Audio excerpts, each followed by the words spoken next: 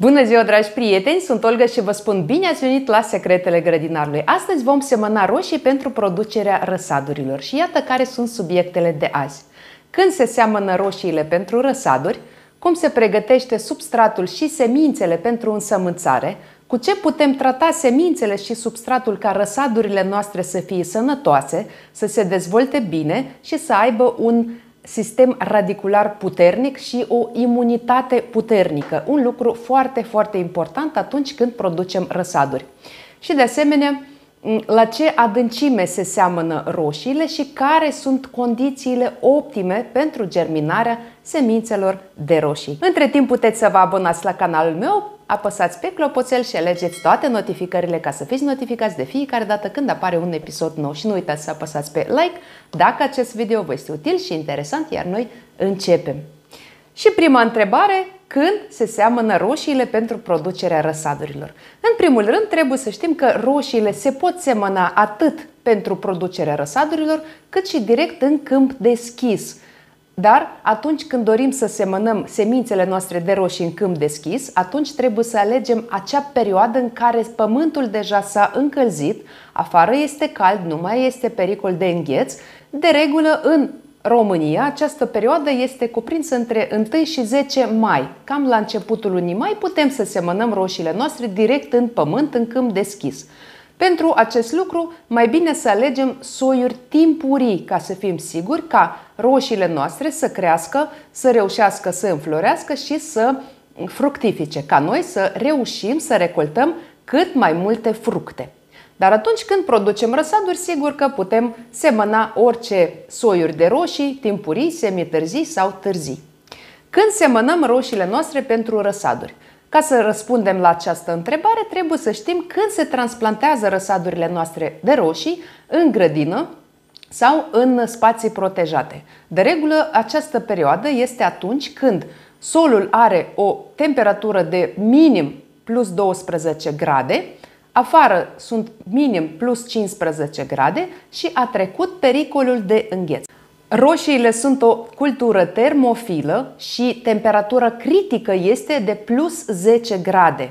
Atunci când temperatura solului este plus 10 grade, roșiile stagnează, nu mai cresc și rămân în acest stadiu până când temperatura va crește. Dacă această temperatură va persista, riscăm să ne pierdem răsadurile. Sau dacă temperatura solului este sub plus 10 grade, atunci de asemenea riscăm să ne pierdem răsadurile de roșii. Probabil că și dumneavoastră ați observat o dată sau de mai multe ori că se întâmplă să transplantați roșiile în grădină și peste câteva zile sau o săptămână tulpinile și frunzele încep să se coloreze în mov. Acest lucru ne arată faptul că solul este rece, rădăcinile nu funcționează așa cum trebuie și roșiile suferă de carență de fosfor. Mulți grădinari consideră în mod greșit că dacă roșiile s-au colorat în mov, asta înseamnă că ele s-au călit și sunt mai puternice. Dacă avem soiuri rezistente la stres, atunci roșiile nu vor păți nimic. Depinde sigur că și cât va dura această temperatură, adică cât de mult va persista temperatura scăzută a solului sau a aerului, poate și afară este rece. Dar dacă avem soiuri care nu sunt rezistente la stres, atunci sigur că acest lucru se va reflecta în mod negativ asupra recoltei pe care o vom obține. Roșiile vor fi mai slăbite, vor fi mai vulnerabile în fața bolilor și dăunătorilor. De aceea trebuie să alegem cu mare grijă acea perioadă în care transplantăm roșiile noastre în grădină sau în spații protejate. Eu transplantez roșiile în grădină în perioada de 10-15 mai și locuiesc în zona de vest a României. De aceea puteți și dumneavoastră să vă orientați după acea zonă, după acele condiții pe care le aveți dumneavoastră. Perioada de răsad la roșii este cuprinsă între 45 și 60 de zile în funcție de soi. Cu cât mai timpuriu este soiul, cu atât mai scurtă este perioada de răsad. Și invers, cu cât mai târziu este soiul, cu atât mai mult durează perioada de răsad.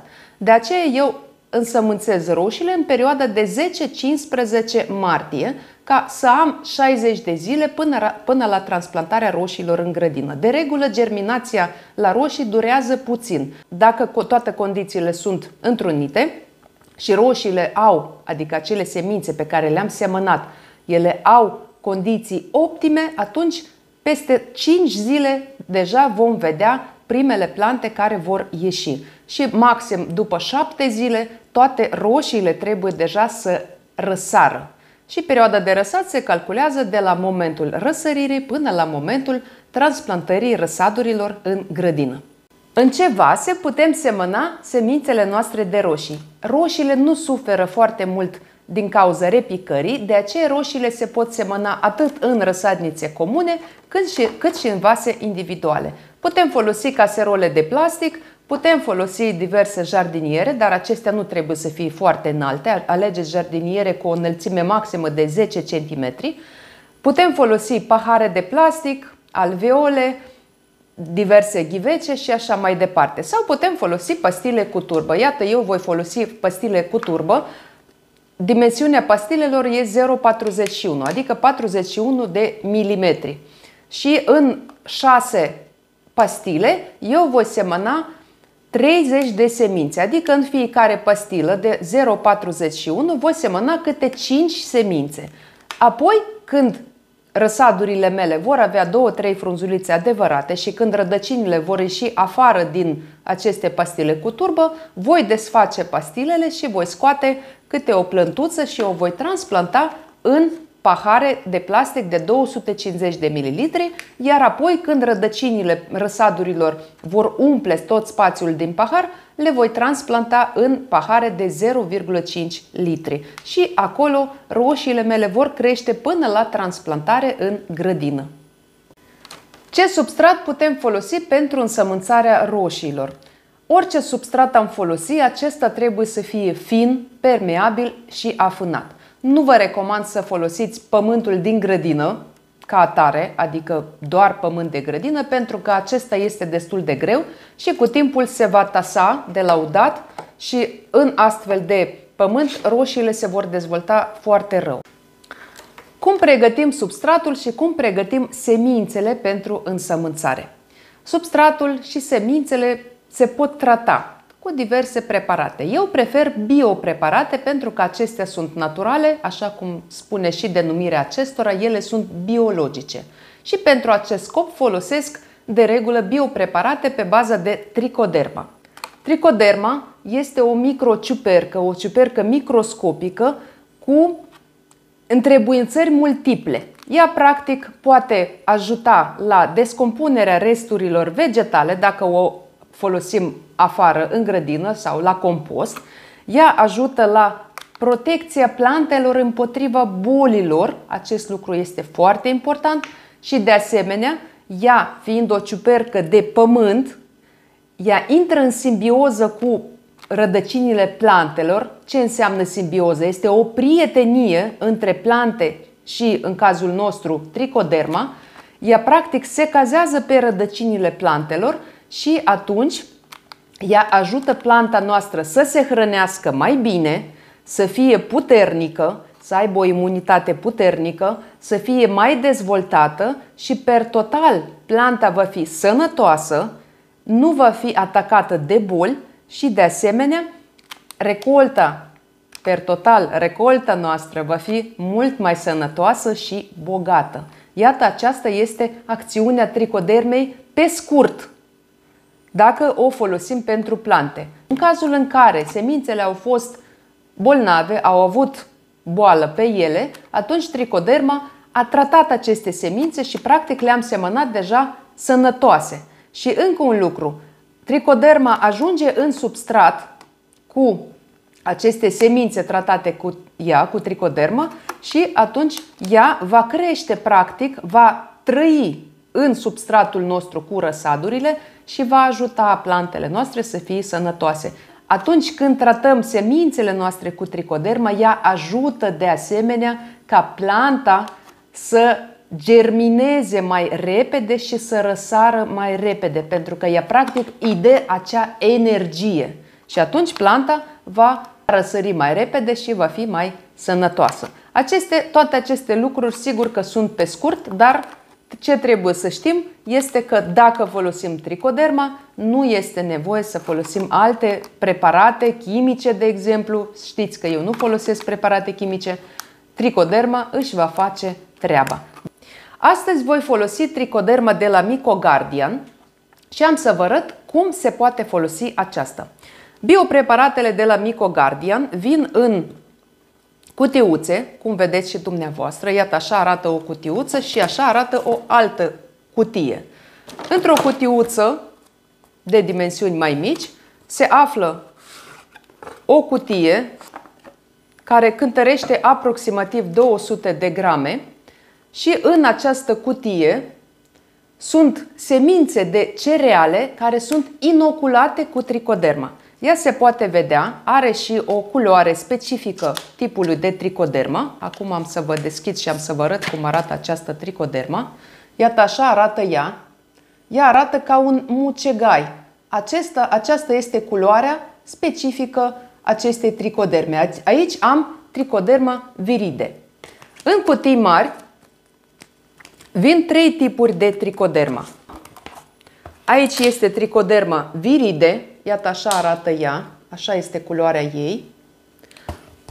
Aici avem tricoderma coninghi, așa arată ea, ca un mucegai de culoare albă, puțin verzuie. Și tricoderma harzianum, care este de asemenea de o culoare verde cu alb. Iată, așa arată tricoderma. Se vede clar că această tricoderma este vie, ea este deja activă. Atunci când tricoderma moare, dacă se întâmplă ca ea să moară, tot acest mucegai dispare. El pur și simplu se usucă. Așa că aici puteți fi siguri că ea este vie. Aici, pe capac, avem un gemuleț cu un material respirabil prin care această tricoderma respiră. Și iată, de asemenea, acest lucru asigură tricodermei toate condițiile de care ea are nevoie ca să trăiască și să respire. Orice preparat alegeți dumneavoastră, întotdeauna trebuie să citiți instrucțiunile, pentru că la fiecare producător aceste instrucțiuni sunt individuale. De exemplu, avem tricoderma de la Mycogardian și citim aici instrucțiunile. Și aici scrie: dacă dorim să tratăm substratul cu tricoderma de la Mycogardian, pentru 10 litri de substrat folosim jumătate de litru de soluție de lucru pregătită de tricoderma. Dacă folosiți altă tricodermă, sigur că trebuie să citiți ce scrie producătorul. Acest lucru este foarte important pentru că de multe ori primesc întrebări. Am cumpărat un biopreparat pe bază de tricoderma și nu știu cum să îl folosesc. Aici ne vor ajuta foarte mult aceste instrucțiuni. Dacă dorim să tratăm semințele noastre, atunci luăm o linguriță de această tricodermă, o dizolvăm într-un litru de apă. Apa trebuie să fie călduță, temperatura apei trebuie să fie în jur de 20-22 de grade și atunci amestecăm foarte bine și lăsăm așa timp de 20-30 de minute, maxim o oră. Nu este nevoie să ținem mai mult. Practic, așteptăm ca tricoderma să se spele de pe aceste semințe și atunci toată tricoderma va rămâne în apă. Apoi luăm soluția noastră și pur și simplu o strecurăm și apoi o putem folosi. După ce am strecurat soluția noastră, observăm că ea s-a colorat într-o culoare verzuie. Este absolut normal, pentru că toată tricoderma care a fost pe aceste semințe a rămas în apă, iar semințele noastre au rămas curate. Iată, observați diferența. Toată tricoderma de pe semințe acum este în soluția noastră. Și iată, așa putem să tratăm semințele. Aici am semințe de roșii pregătite. Le punem într-un vas. Aici ne poate ajuta o seringă sau pur și simplu putem să turnăm soluția noastră peste aceste semințe. Nu trebuie să punem mult, puțin, acoperim semințele noastre cu această soluție. Și le lăsăm așa timp de 20 de minute, jumătate de oră. Au trecut 20 de minute, surplusul de apă l-am aruncat și acum avem doar semințele noastre pregătite pentru însămânțare. Ce facem acum? Dacă folosiți și dumneavoastră pastile cu turbă, pregătiți pastilele. Sigur că ele deja au stat în apă, s-au umflat complet și ele sunt pregătite pentru folosire. La ce adâncime semănăm semințele noastre de roșii? Semințele de roșii se seamănă la o adâncime de 0,8-1 cm, la fel ca și ardeii și vinetele. Nu se recomandă să semănăm semințele noastre la o adâncime mai mare, pentru că riscăm ca roșiile să nu răsară deloc. Așa că facem, dacă și dumneavoastră folosiți pastile cu turbă, prima dată facem găuri, atâtea găuri câte semințe dorim să semănăm. Eu voi semăna câte 5 semințe într-o pastilă, de aceea fac câte 5 găuri.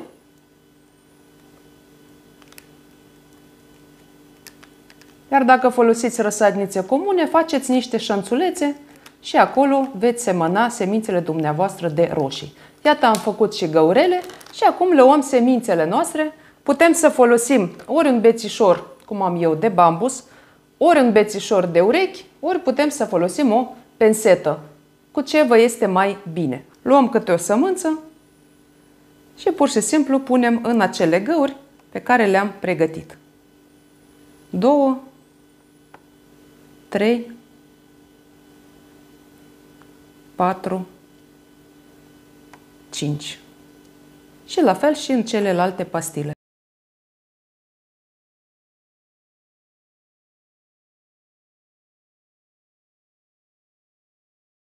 Am terminat de semănat și acum trebuie să acoperim ușor semințele noastre, în așa fel încât ele să fie acoperite, să nu rămână la suprafață și nici să nu fie prea adâncite. Adică respectăm acea adâncime de 0,8-1 cm. Acoperim toate semințele. Putem apăsa ușor, pentru că semințele nu sunt germinate și atunci nu riscăm să rupem rădăcinile, așa cum se poate întâmpla în cazul în care semințele noastre sunt germinate. De foarte multe ori am fost întrebată dacă semințele de roșii trebuie neapărat puse la germinat sau putem să le semănăm chiar și uscate. Având în vedere că roșiile germinează foarte repede față de ardei și vinete, atunci putem să le semănăm chiar și uscate sau, iată cum v-am arătat, le tratăm cu tricoderma și le însămânțăm imediat. După 5 zile, deja, dacă condițiile sunt bune, după 5 zile, plantele trebuie să înceapă să răsară. După maxim 7 zile, toate roșiile trebuie deja să fie răsărite. Care sunt condițiile optime pentru germinația roșiilor? 1. Trebuie să aibă umiditate constantă, de aceea, după ce am însămânțat roșiile, închidem cu un capac de plastic sau cu o folie de plastic sau cu o bucată de sticlă. Important este ca acel material pe care îl folosim să fie impermeabil. Și aici, în interior, se formează condiții de seră. Iată, deja se vede că începe să se aburească. Adică, acest lucru va împiedica umiditatea să se evapore prea repede. Și de aceea, până la răsărirea plantelor, nu trebuie să udăm viitoarele noastre răsaduri. Ce ne rămâne să facem? Scriem denumirea soiului ca să știm exact ce am semănat. Este foarte important ca apoi să nu ne încurcăm. Încă un lucru. Dacă semănăm mai multe soiuri, este de preferat ca aceste soiuri să fie însămânțate separat unele de altele. Și vă spun de ce. Pentru că la fiecare soi, perioada de germinație poate fi diferită. Și atunci, dacă punem în același vas mai multe soiuri, de exemplu soiuri timpurii și soiuri târzii, riscăm ca soiurile timpurii să înceapă să iasă, iar soiurile târzii, care se află în același vas, încă să nu iasă. Și atunci vine momentul să ridicăm capacul, pentru că soiurile timpurii deja ies afară, deja răsar.